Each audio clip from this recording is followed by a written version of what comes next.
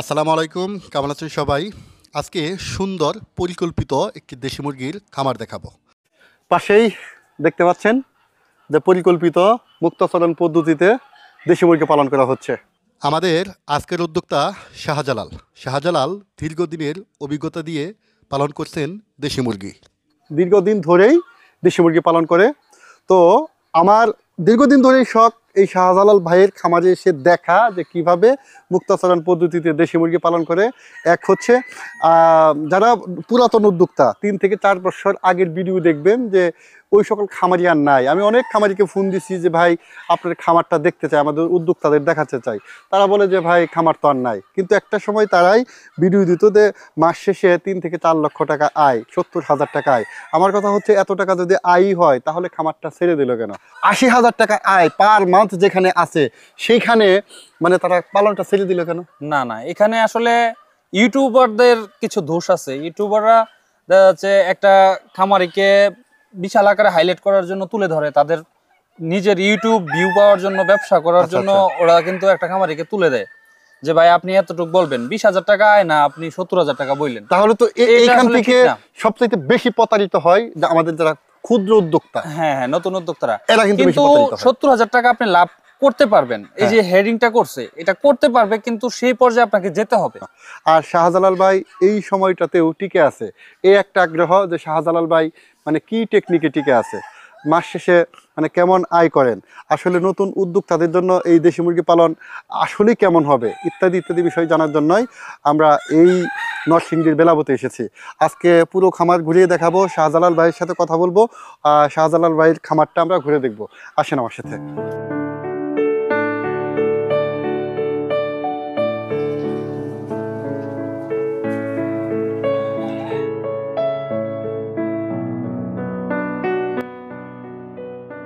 এই যে উদ্যোক্তা ভিতরেই দাঁড়িয়ে আছে, আমরা উদ্যোক্তার সাথে কথা বলবো, বিস্তারিত তথ্য জেনে নিব। আসলেই প্রথমেই দেখে ভালো লাগছে যে মুক্তচরণ পদ্ধতিতে বিশাল একটা এরিয়ার মধ্যে মানে শত শত দেশি মুরগি পালন করছেন।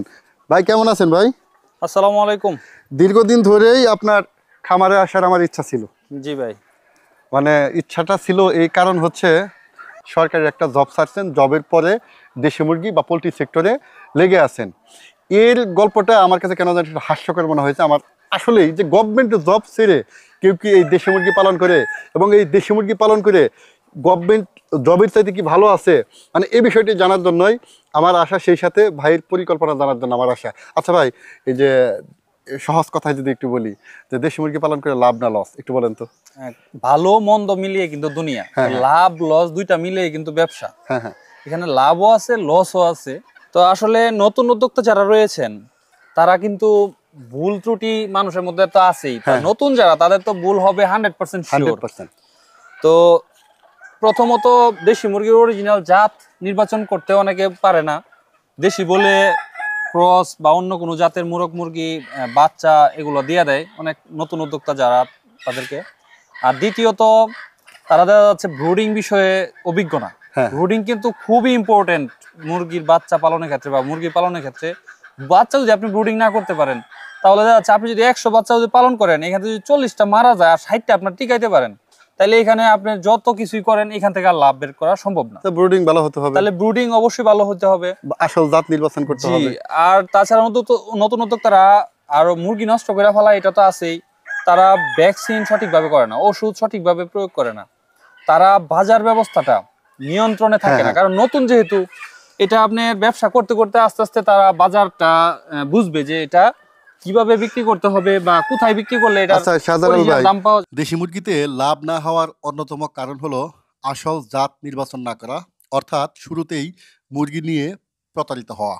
2 নম্বর হলো ব্রুডিং সম্পর্কে সঠিক জ্ঞান না থাকা এবং সঠিক ঔষধ প্রয়োগ করতে ব্যর্থ হওয়া। 3 নাম্বার বাজারজাতকরণ ঠিকঠাক না করতে পারা, যেমন আপনার খামারে মুরগির বাচ্চা আছে, সেগুলো ঠিক দামে বাজারজাতকরণ করতে ব্যর্থ হওয়া।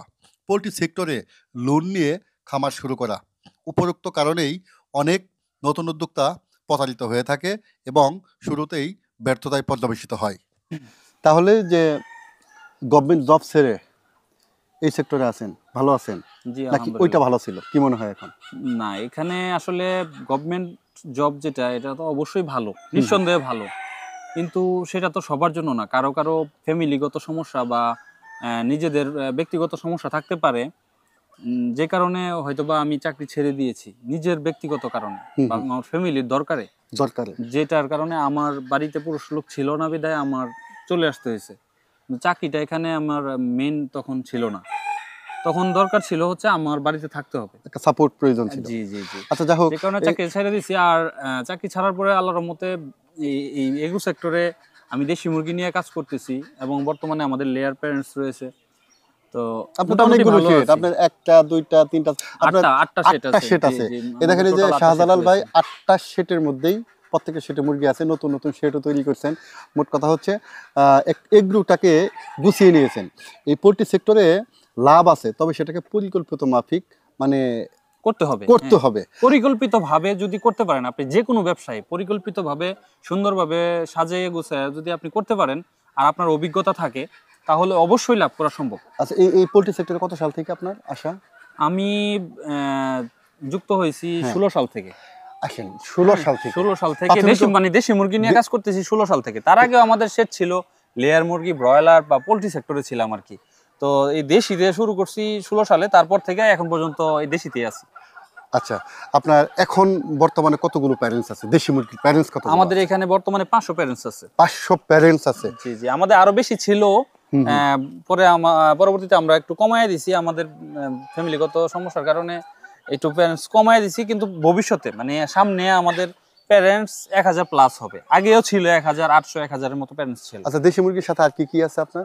আমাদের এটা কমায় দেওয়ার কারণ হচ্ছে আরেকটা, আমাদের লেয়ার প্যারেন্টস নতুন করতেছি। হ্যাঁ হ্যাঁ। তো কাজী কোম্পানির লেয়ার প্যারেন্টস করতেছি, এটা থেকে বাচ্চা উৎপাদন করব। ডিম উৎপাদন অলরেডি আমাদের স্টার্ট হয়ে গেছে, মানে বীজ ডিম? জি জি। মানে এই যে লেয়ার মুরগি, আমরা যে শুধু ডিমের মুরগিগুলো দেখি, এগুলো আপনি মানে মুরগ দিয়ে বীজ ডিম উৎপাদন করে বাচ্চা উৎপাদন করছেন। জি। বাচ্চাগুলো কি করেন? এটা বাচ্চাগুলো আমরা পালন করতেছি নিজেরা, খামার যে কারণে বাড়াইতেছি খামার। বাচ্চা পালন করব, মাংসের জন্য বিক্রি করব মুরগগুলো, আর মুরগিগুলো আমাদের পুলেট তৈরি হবে, ডিমের জন্য রেডি হবে। আচ্ছা আচ্ছা আচ্ছা ভাই, তাহলে এই যে 500 প্যারেন্টস থেকে এখন ডিম কতগুলো পাচ্ছেন তাহলে? আমাদের এখানে 30%, 25 থেকে 30% পর্যন্ত ডিম পাওয়া যায়, মানে বছরে গড়ে। দৈনিক প্রতিদিনই ডিম পাই। অনেকে এখানে ভিডিও দেখার পরে কমেন্টস করে যে দেশি মুরগি তো আর প্রত্যেকদিন ডিম দেয় না অন্যান্য মুরগির মতো। কিন্তু আপনার হিসাবটা হচ্ছে, এখানে 100 মুরগি যদি আপনার থাকে, এখানে প্রতিদিনই দেখা যাচ্ছে কোনো না কোনো মুরগি রানিং থাকবে। দেখা যাচ্ছে 100-র মধ্যে 20টা 30টা মুরগি অল টাইম রানিং থাকে। 30টা মুরগি রানিং থাকলে 70টা মুরগি কিন্তু রেস্টে আছে।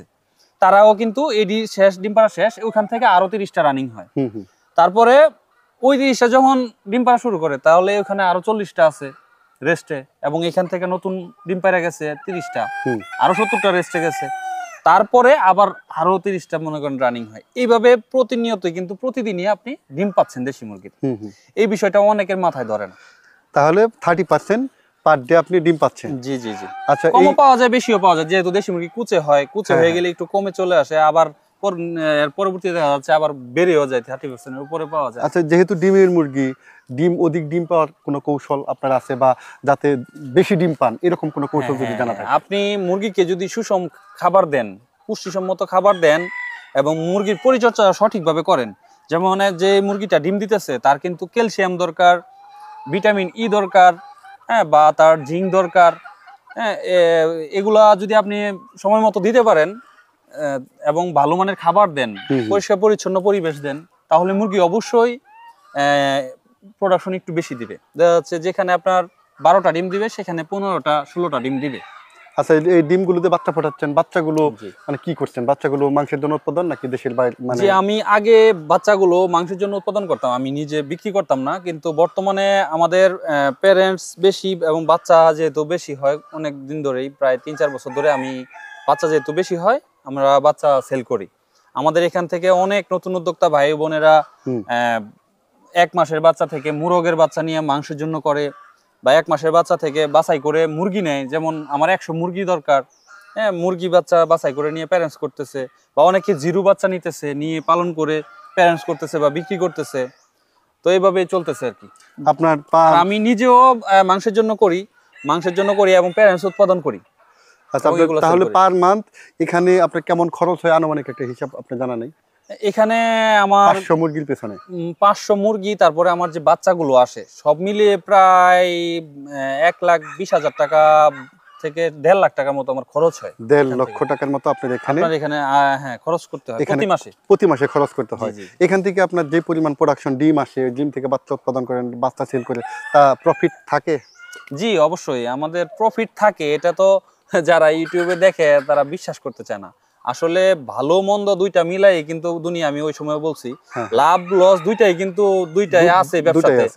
হ্যাঁ, না হয় কিন্তু সবাই কিন্তু পথে বসে যেত, তাহলে মানুষ আর চলতে পারতো না। আর আপনাকে আমি পার্সোনালি দেখাবো যে আমি মুরগি পালন করে আমি কি কি করছি। আমার 8টা শেড সবগুলা কিন্তু এই মুরগি পালন করেই এখান থেকেই আমি বাড়াইছি। আমি তো অন্য কোথাও থেকে আনার কোনো সুযোগ নেই। আর আমার এর পাশাপাশি অন্য কোনো কিছুই করি না, জাস্ট এগুলাই মুরগি পালন মানে আমার কাছে খুবই ভালো লাগে। আপনি শুধু মুরগি নিয়ে আপনার আছে? তাহলে আপনার মানে অ্যাকচুয়ালি সুষ্ঠু পরিকল্পনা, মানে কয়েকটা আমাকে মানে উদ্যোক্তাদের দিক নির্দেশনা দিবেন যে কোন কোন পরিকল্পনা যদি মেনে চলে তারা কখনো লসের সম্মুখীন হবে না বা তারা টিকে থাকতে পারবে। পোল্ট্রি সেক্টরে তো প্রত্যেক মাসে একরকম লাভ আসবে না, না না না, মানে তাকে মানে তার এটার দাম দর কাঁচামাল তো এটার দাম কখনো কমে বাড়ে, এর সাথে দেখা যাচ্ছে লাভের অঙ্কটাও কখন কোনো মাসে একটু বেশি হবে, কোনো মাসে একটু কম হবে। এটাই সফল খামারি হতে গেলে তাকে কি কি বিষয় মেনে চলতে হবে? আপনি কি কি বিষয় মেনে চলেন? সফল খামারি হতে হলে প্রথম কাজ হচ্ছে অরিজিনাল জাত নির্বাচন করতে হবে। দেশি মুরগি যদি পালন করেন তাহলে অরিজিনাল দেশি মুরগি পালন করতে হবে। এক নাম্বার হচ্ছে সঠিক জাত নির্বাচন করতে হবে। 2 নম্বরে ব্রুডিং তার সঠিকভাবে জানতে হবে এবং সঠিকভাবে ব্রুডিং করতে হবে। আপনি যদি 100 বাচ্চা ব্রুডিং করেন তাহলে শতকরা 1-2টা বাচ্চা মর্টালিটি হতে পারে, আর বাকি সবগুলো আপনাকে টিকাইতে হবে। এখন অনেকে নতুন যারা তারা তো টিকাইতে পারে না। এখন সে কিন্তু পুরাতন হলে অবশ্যই টিকাইতে পারবে, কিন্তু প্রথমে দেখা যাচ্ছে সে বাচ্চা নষ্ট হয়ে যায়, লস খায়, সে হাই হতাশ করে ইউটিউবে ভিডিও দিয়ে যে দেশি মুরগিতে লস এটা বলে সেই ব্যবসায়ী ছেড়ে দেয়। তাহলে হবে না ভাই, এটা ধৈর্যের কারণে মানে লস বলা যাবে না। লাভ আছে কিন্তু সেটা আপনাকে জেনে বুঝে তারপরে করতে হবে, সময় লাগবে একটু সময় দিতে হবে। 3 নম্বরে কি বলবো? 2 নম্বর ব্রুডিং বলবো। হ্যাঁ, 3 নম্বরে হচ্ছে অনেক খামারিরাই এখনো জানে না যে মুরগির কি সমস্যা হলে, কি রোগ হলে কি ওষুধ দিতে হবে। রোগবালাই সম্পর্কে জানতে হবে, বুঝতে হবে। এখন ঠান্ডা হলে দেখা যাচ্ছে আমাদের কি ওষুধ দেয় ডাক্তার, এটা একবার দেখলেই তো আমাদের চলে, বারবার তো আর ডাক্তারের কাছে যাওয়া লাগে না। কিন্তু দেখা যাচ্ছে অনেক খামারিরা আছে এগুলো মাথায় ক্যাচ করে না। এই ওষুধের সঠিক ব্যবহার জানতে হবে এবং ভ্যাকসিন, যেটা মুরগির ভ্যাকসিন সঠিকভাবে করতে হবে। আচ্ছা, অনেক গুরুত্বপূর্ণ কথা বললেন। আচ্ছা, আমি লাস্ট আরেকটি বিষয় জানতে চাই যে আপনি দেখছি মুরগিগুলো মুক্তাচরণ পদ্ধতিতে সুন্দর একটি বিচরণ ভূমি করে দিচ্ছেন, ছেড়ে পালার একটা ব্যবস্থা রাখছেন। রাতের বেলা সেরে থাকে, দিনের বেলায় মনে হয় বাহিরেই ঘুরে বেড়ায়। আসলে অনেকেই বন্দি করেও মুরগি পালন করে, খাঁচার মধ্যে মুরগি পালন করে, লেয়ার মুরগি যেরকম আছে এরকম পালন করে, আবার অনেকেই ছেড়ে পালন করে। আপনি কি বলবেন যে কোন ভাবে পালন করা আসলে সমীচীন? তবে দেশি মুরগি পালন করতে গেলে আমি বলবো বাহিরে ছেড়ে পালন করতে পারলে সবচেয়ে বেটার, কারণ এটা হচ্ছে প্রাকৃতিক একটা ইয়া আছে। দেশি মুরগি প্রাকৃতিকভাবে কিন্তু এরা থাকতে পছন্দ করে এবং এরা প্রাকৃতিকভাবে থাকলে রোগবালাই কম হয়। তারপরে বিভিন্ন ধরনের লতা পাতা, ঘাস, শাকসবজি, পোকামাকড় এইগুলা কিন্তু তারা খায়। একমাত্র দেশি মুরগি আপনি দেখবেন সবকিছু খায়, সবকিছু। আপনি যদি বাড়িতে 5-10টা পালেন, এগুলারে কিন্তু কেউ খাবার দেয় না, এগুলারে খাবার ছাড়াই পালা যায়। কিন্তু অন্য জাতের মুরগি পালন করেন, দেখবেন যে খাবার ছাড়া আপনি পালন করতে পারবেন। প্রিয় বন্ধুরা, আজকের মতো এখানে বিদায়। তো পুরোপুরি বিদায় নিচ্ছি না, নেক্সট ভিডিওতে আবারও শাহজালাল ভাইকে নিয়ে আসছি। আল্লাহ হাফেজ।